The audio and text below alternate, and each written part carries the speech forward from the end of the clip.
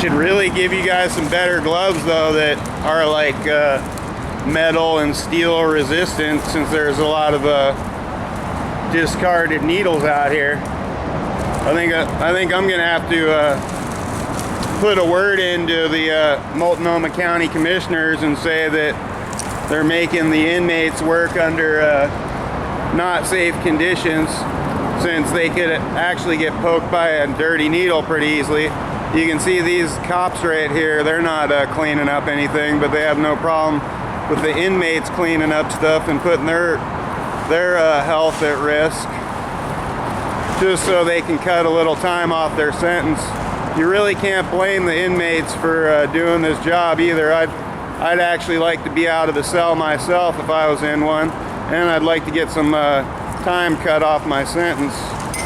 But you guys really should protect your inmates better, since they're out here and there's obviously lots of needles, and these gloves they're wearing, which I'm doing a close-up on, they'll barely protect you for some simple landscaping activities, much less needle cleanup.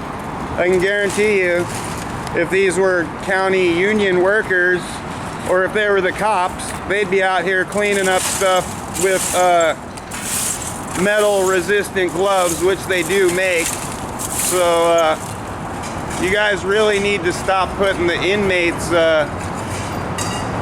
health and life in jeopardy by possibly getting HIV by cleaning up infected needles, you know, because people do have hepatitis and AIDS. A lot of people that discard their needles, you know, in an unsafe way are the same people that might have AIDS or hepatitis too, you know. So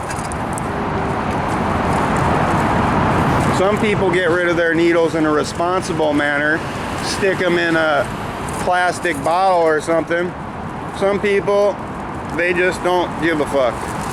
And obviously Multnomah County sheriffs and the inmate jail work program doesn't really care about inmates getting infected with hepatitis or AIDS, as they're cleaning up homeless camps with multiple dirty needles. As you can see, these orange caps everywhere, and a needle right there, you know.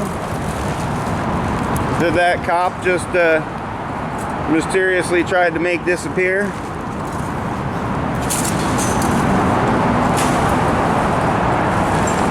So don't you think that you might be putting these inmates' life at risk by having no hand protection, basically?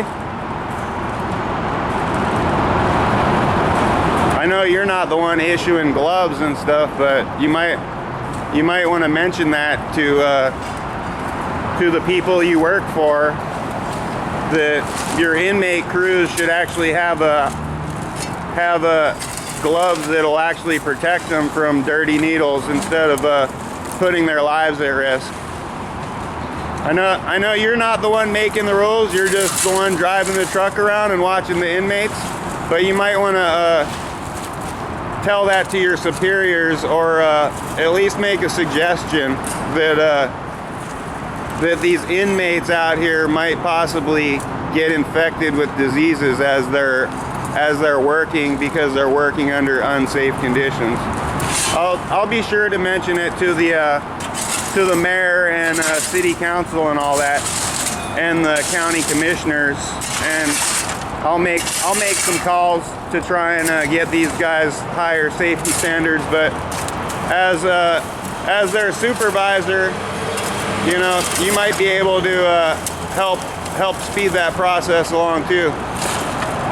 You think that might be a reasonable suggestion, or what? I know you're not like the talkative type. You're a man of few words and all, but you know, hopefully what I'm saying a little is sinking in.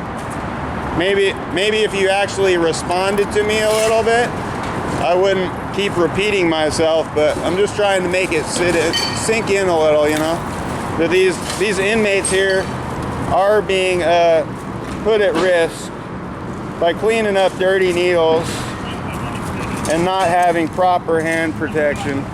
As you can see, those gloves are about as flimsy as you can get. They're about $1.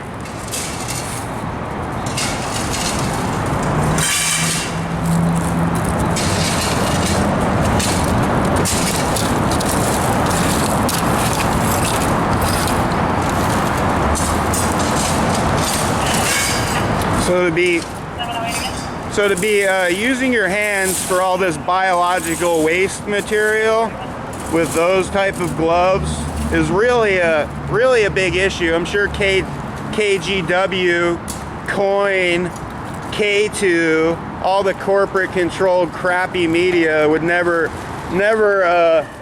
be astute or observational enough to notice things like this when they're making their reports, you know.